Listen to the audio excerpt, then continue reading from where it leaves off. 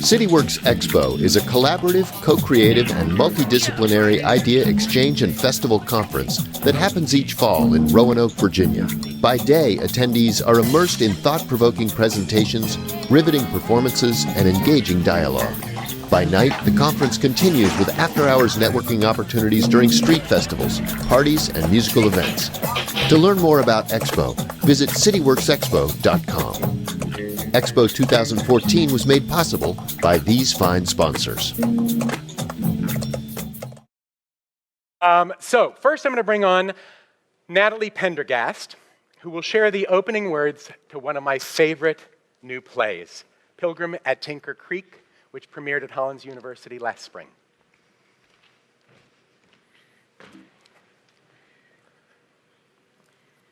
I am standing here,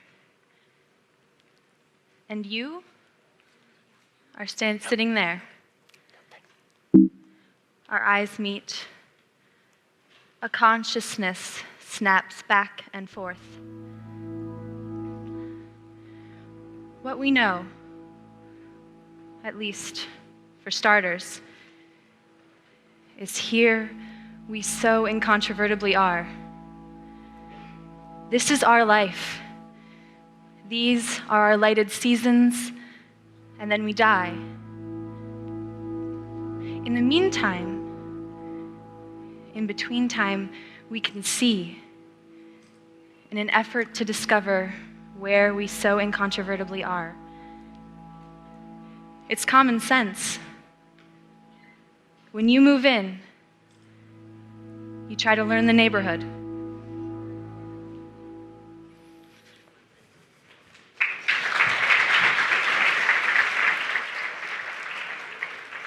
So, here we are. Let's talk about the neighborhood and what's playing at a theater near you. Hopefully, it's something that will take you on an amusement park ride through the metaphorical corners of the universe with fellow passengers for the creative thrill of a lifetime. What is better than laughing at our shared ridiculousness or crying at our great tragedies or cheering at all our triumphs as they unfold right in front of our eyes, with actors and audiences who are breathing the same air and experiencing the same moment in the same place at the same time. Here we so incontrovertibly are. Could I have an amen? Ah, thank you. I always wanted to do that. I have to confess that the theater is my religion. I don't know if everyone knows this, but Western theater, the kind where we sit in rows and watch a play on a stage, began in ancient Greece and started as part of festivals, religious sacred festivals. People would climb up a hill to an amphitheater and sit and watch these sacred events performed by living, breathing actors in the same place who were actually considered just one notch down from priests. Really? And you know some actors, right? You know some actors. With the help of some pretty cool playwrights, they gathered the collective souls of their community and blew their minds.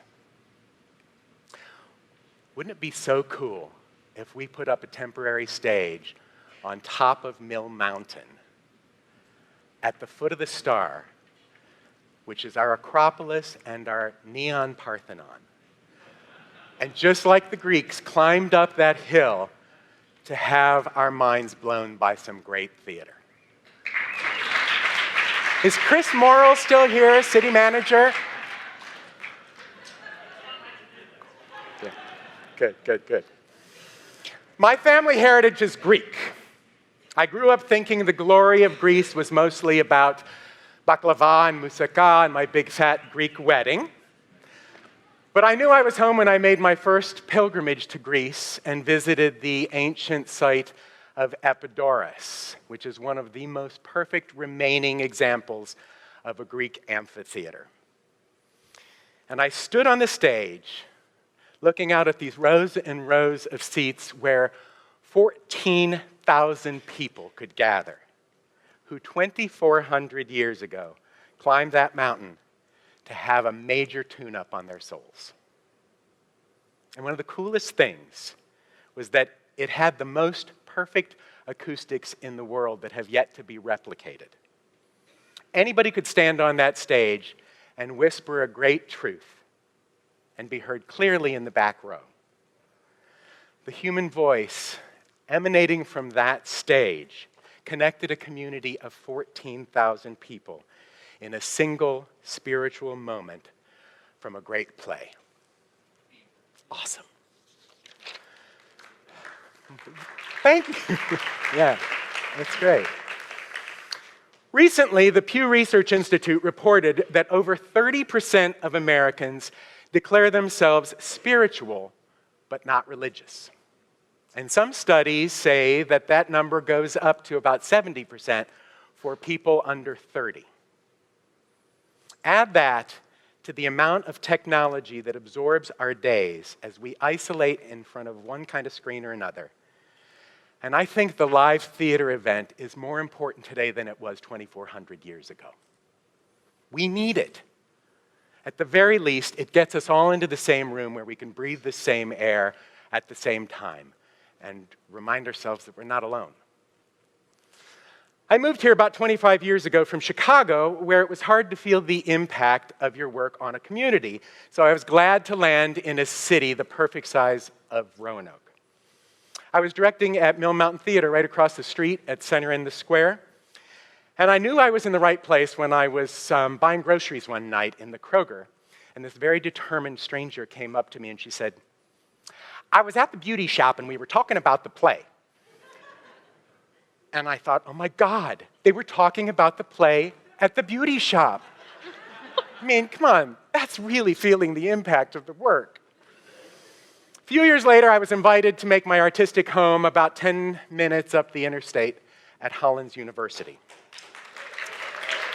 Go Hollins. Long before I started teaching at Hollins, I learned about the amazing legacy of great writers. I was mighty proud that my town had a hot literary connection to the world. And I started to realize that a lot of other Roanokers felt the same way.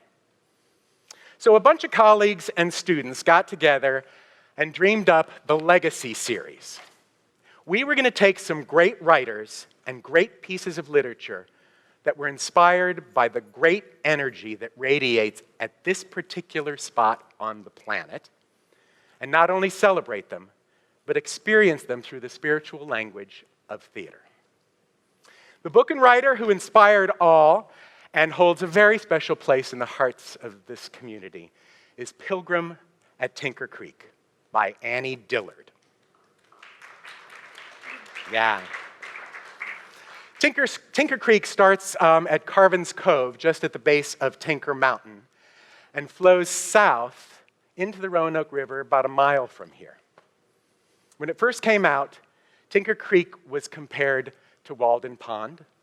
Annie was dubbed the new Thoreau, and the book won the Pulitzer Prize. We were so proud. Oh my God, it was so cool. During her years at Hollins, Annie would take long walks along Tinker Creek and the surrounding countryside. She was fascinated with science. She was also crazy about philosophy and theology. Her amazing book reflects these astonishing moments of awareness triggered by a deep, microscopic investigation of nature. I guess you could say it was spiritual, but not religious. There are no real characters, at least not human ones, and there's no plot, not exactly the kind of material you look for a play. But undeterred, the team headed by the amazing Andy Belzer took on the ridiculous task of adapting this unlikely source material for the stage, and the show premiered last April. A letter to the editor appeared in the Roanoke Times during the run. I want to read you a brief excerpt from it. I went to an afternoon matinee performance of the production. The day was bright, breezy, spring-like. I was seated in the theater on an aisle. Beside me were an older gentleman and his wife, retirees and newcomers to Roanoke. We spoke for a few minutes before the performance began. At the end, when the house lights came up, my face was wet with tears. For a moment, no one seemed to move. Then as the audience began to applaud, the man beside me turned to me. His face was also wet with tears.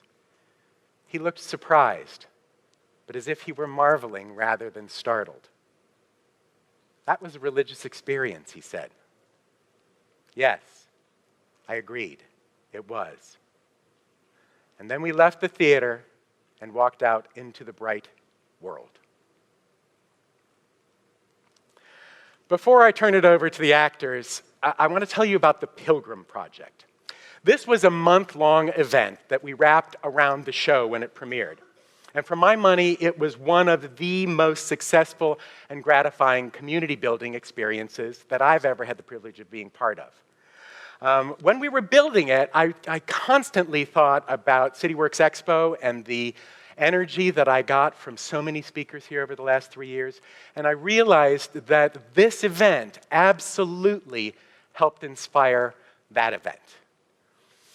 So since the book was about nature carrying us to heightened consciousness, a group of students, colleagues, and fellow Roanokers decided to try to create a kind of collective consciousness, triggered by the different ways that we all connect to nature. Artists, scientists, writers, environmentalists, athletes, and anybody with an inspiration were invited to create projects that, as a community, would turn our collective eyes greenward. The list of stuff that happened includes a day-long cleanup of Tinker Creek, a very cool paper pulp sculpture project where artists took paper pulp and outlined trees on the lawn and created this amazing mural that covered the whole transition of the day through this biodegradable paper pulp. And it really was quite beautiful, and it captured the imagination of anybody who walked by because there was no sign telling you what it was. There was also a blog that was specifically for writers who could take one line from Pilgrim at Tinker Creek, add 11 lines of their own creation, and then post it online so that this project could go out to wherever the universe would take it. Hikes, paddling races, bird walks, tree walks, drum circles, and a botany session at the community garden filled the whole month of April. And if the communal experience just was not your thing, you were invited to just go find a rock, sit on it, and look and think. Communal consciousness, Roanoke style. So, now, this is the good part. I am very proud to present the cast of Pilgrim at Tinker Creek, all Hollins students about the same age of Annie when she wrote the book, who are now going to translate it from a solo reading experience to a collective theatrical moment. Come on, you guys. Thank you. Thanks.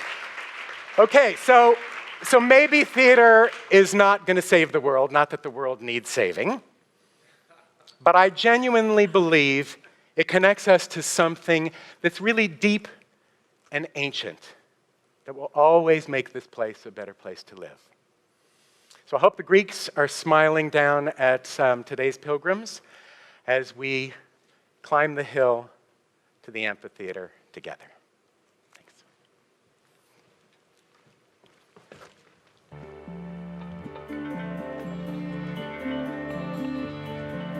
I am sitting under a sycamore by Tinker Creek. It is early spring, the day after I patted the puppy. I have come to the creek in the middle of the day to feel the delicate gathering of heat, real sun's heat, in the air, and to watch new water come down the creek. I'm in the market for some present tense. I'm on the lookout. All I want to do is stay awake. Keep my head up. Before me, the creek is 17 feet wide, and upstream is a wall of light split into planks that cross the creek evenly like steps. Downstream, The live water stills, dies as if suddenly extinguished. Live water heals memories. I look up the creek, and here it comes, the future. You may wake and look from the window and breathe the real air and say with satisfaction or with longing, this is it. But if you look up the creek, your spirit fills, and you are saying with an exulting rise of the lungs, here it comes. There must be something wrong with a creekside person who, all things being equal, chooses to face downstream. It's like fouling your own nest. Look upstream. Just simply turn around. Have you no will? I never merited this grace. That when I face upstream, I see the light on the water careening towards me. This is the present at last. I can pat the puppy anytime I want. This is the now. This flickering, broken light, this air that the wind of the future presses down my throat, pumping me buoyant and giddy with praise. My God, I look at the creek. It's the answer to Merton's prayer, give us time. It never stops. If I seek the senses and skill of children, The information of 1,000 books, The innocence of puppies, even the insights of my own city past. I do so only, solely, and entirely that I might look well at the creek. you don't run down the present. Pursue it with baited hooks and nets. You wait for it, empty-handed, and you are filled.